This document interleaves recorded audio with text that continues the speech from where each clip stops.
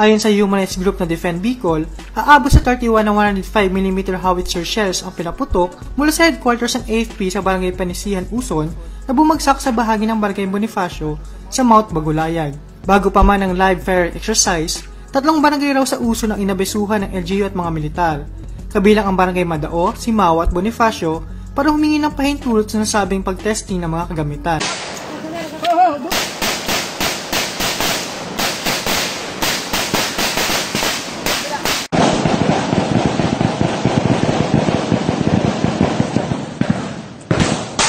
Pitong buhay na naman ng NPA ang nasayang habang siyam na matataas na kalibre ng armas ang nasamsam sa panibagong engkwentrong naitala nitong linggo ng umaga, Hulyo 27 sa Barangay San Mateo, Uson, Masbate. Alas 6 kaninang umaga nang makasagupa ng tropa ng 2nd Infantry Battalion ang mga rebeldeng kabilang sa KLG South, SRC-4 BRPC na tumagal ng 30 minuto. Na-recover sa pinangyarihan ng insidente ang 4 na M16 rifle, 2 M203 grenade launcher, isang M14 rifle, isang M653 rifle, isang Bushmaster at iba pang personal na dokumento ng grupo. Ang nasabing operasyon ay bahagi ng pinaigting na Focus Military Operations ng Joint Task Force Bicolandia. Hala! Hilam lang mo, hilam mo! Natakatako eh.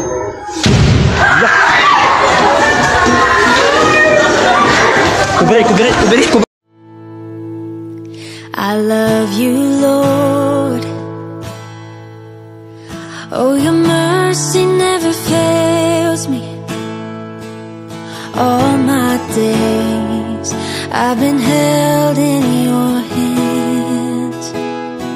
From the moment that I wake up until I lay my head, I will sing of the goodness of God.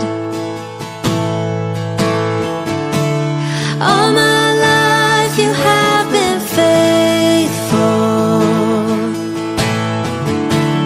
All my life you have been so good. With every breath that I am able, I will sing of the goodness of God. I love your voice. You have led me through the fire in darkest nights. You are close like no other. I've known you as